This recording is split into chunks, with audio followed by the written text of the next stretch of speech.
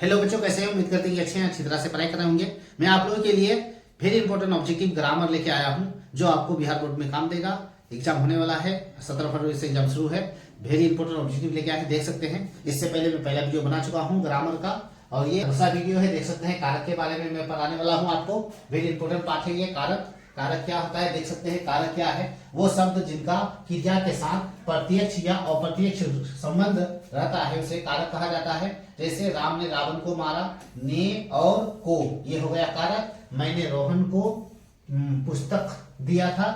अब बच्चे स्कूल में पढ़ते हैं, ये पेड़ से पत्ते गिरते हैं, ये सभी क्या है? कारक। किसी भी तरह से ये वाक्य प्रत्यक्ष हो या अप्रत्यक्ष रूप से ये लोग क्या करता है? संबंध बनाता है। ये सभी क्या है? कारक है।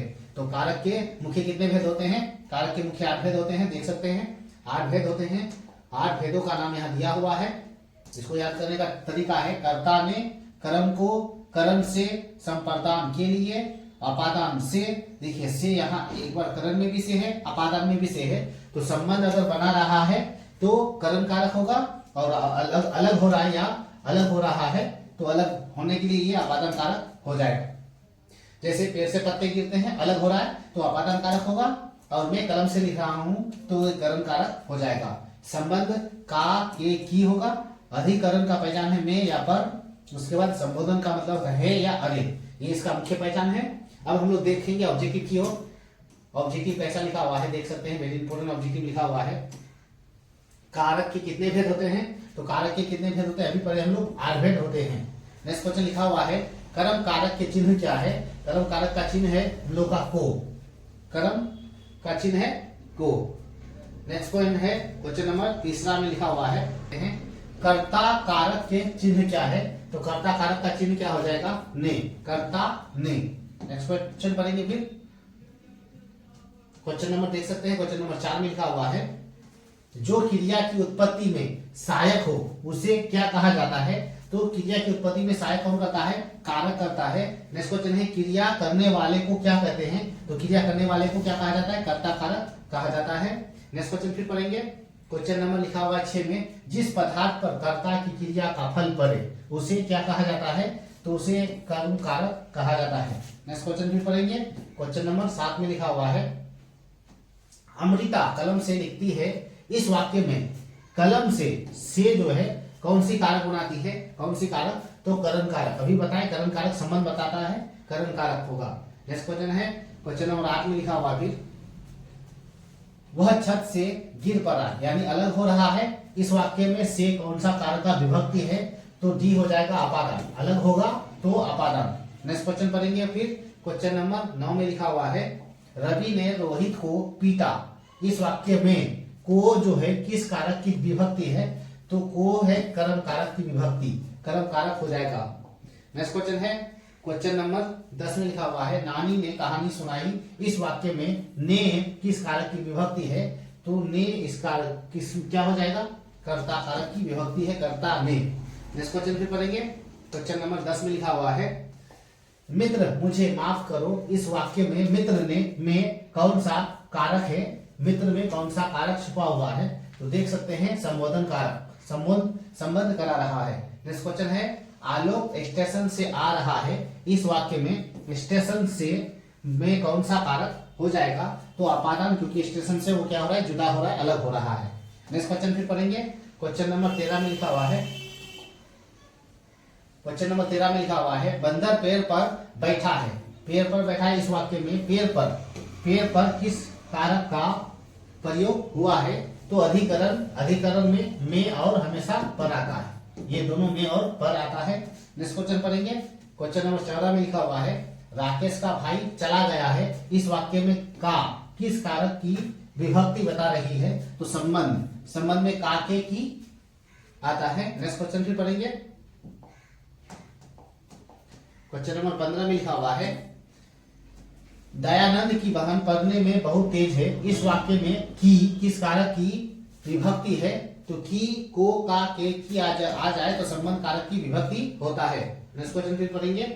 क्वेश्चन नंबर 16 में लिखा हुआ है, तुम्हारे पिताजी आने वाले हैं। इस वाक्य में तुम्हारे पिताजी किस कारक की विभक्ति है? तो ये भी क्या है? संबंध बता रहा है। तुम्हारे पिताजी है यानी संबंध बताया जा रहा है। नेक्स्ट क्वेश्चन फिर पढ़ेंगे। थोड़ा संधि के बारे में जानकारी हासिल करेंगे। संधि क्या है देख सकते हैं। संधि वेरी इंपॉर्टेंट है, जो आपको एग्जाम में हर हालत 5 से 6 ऑब्जेक्टिव देखने को मिलेंगे बिहार बोर्ड का मैट्रिक में। तो देख सकते हैं संधि क्या है। संधि हम लोग पढ़ेंगे, दो वर्णों के मेल से जो विकार उत्पन्न होता है उसे संधि कहा जाता है, यानी दो वर्णों का मेल होगा इसमें। देख सकते हैं संधि का अगर उच्चारण पूछा जाए आपको संधि का, तो सम जोड़ धा जोड़ कीक से क्या बनता है, संधि बनता है। और हिम जोड़ आलय से हिमालय बनता है, या विद्या जोड़ आलय से विद्यालय बनता है। देव जोड़ इंद्र से देवेंद्र बनता है।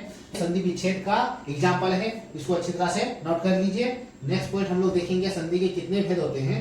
तो संधि के देख सकते हैं मुख्य 3 भेद होते हैं। संधि के कितने भेद होते हैं, तो संधि के 3 भेद होते हैं या 3 प्रकार होते हैं, जैसे स्वर संधि, व्यंजन संधि, व्यंजन संधि और विसर्ग संधि। ये तीनों भेद होते हैं। संधि के कितने भेद होते हैं, तो 3 भेद होते हैं, ये याद रखना आपको।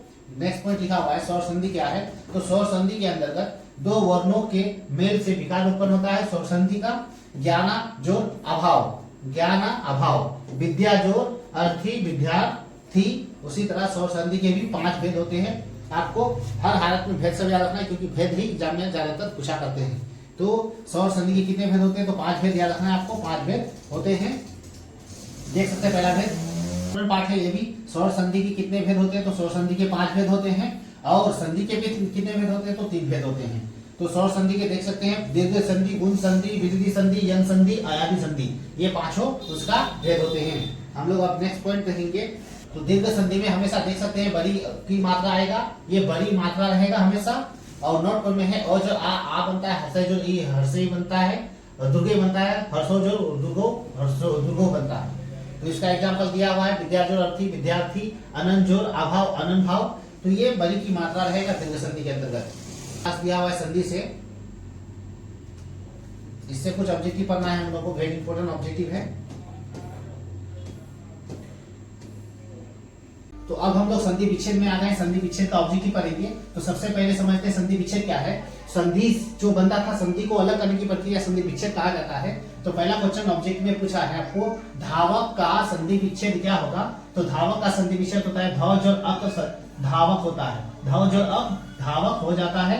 क्वेश्चन नंबर 3 में लिखा हुआ है, शयन की संधि विच्छेद क्या होगा। शयन की संधि विच्छेद यानी दी हो जाएगा से जोड़ अन, शयन हो जाएगा। नेक्स्ट क्वेश्चन है सूर्योदय का सही संधि विच्छेद क्या होगा। तो सूर्य जोड़ उदय, सूर्योदय हो जाएगा। नेक्स्ट क्वेश्चन फिर पढ़ेंगे हम लोग दुर्गंध। क्वेश्चन नंबर 5 में है दुर्गंध शब्द का संधि विच्छेद क्या होगा। तो क्या हो जाएगा, दुह जोड़ गंध, दुर्गंध हो जाएगा। हम लोग क्वेश्चन नंबर 6 में लिखा हुआ है पवन का सही संधि विच्छेद क्या होगा।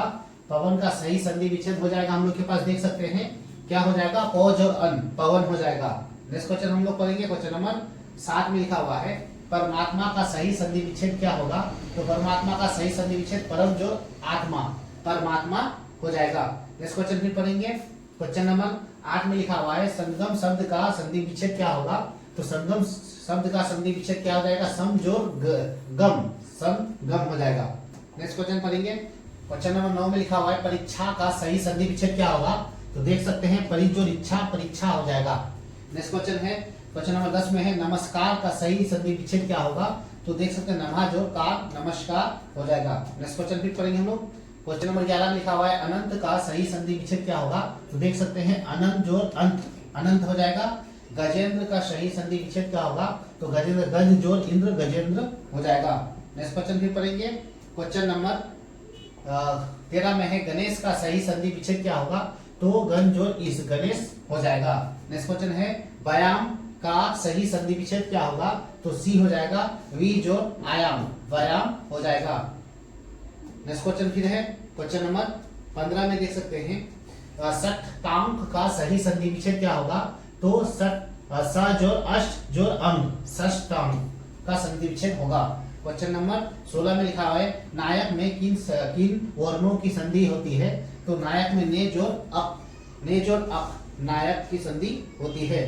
नेक्स्ट क्वेश्चन पढ़ेंगे क्वेश्चन नंबर 17 में लिखा हुआ है, 17 में लिखा हुआ है प्रत्यय का संधि विच्छेद क्या होगा। तो प्रत्यय का संधि विच्छेद प्रति जोड़ अय होगा।